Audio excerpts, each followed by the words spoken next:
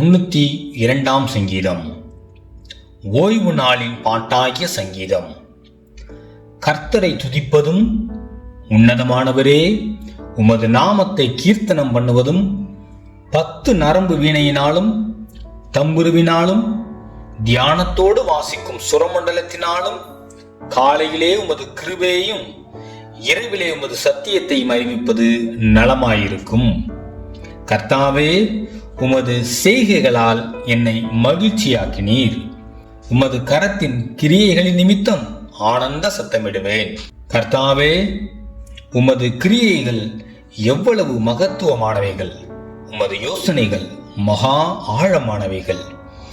மிருக குணமுள்ள மனுஷன் அதை அறியான், மூடன் அதை உணரான்.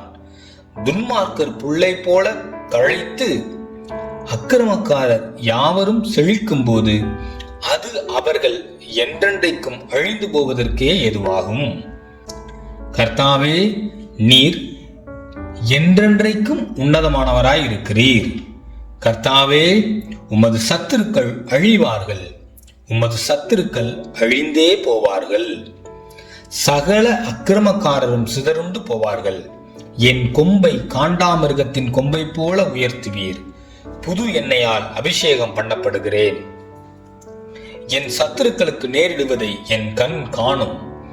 எனக்கு விரோதமாய் எழும்புகிற துன்மார்க்கருக்கு நேரிடுவதை என் காது கேட்கும்.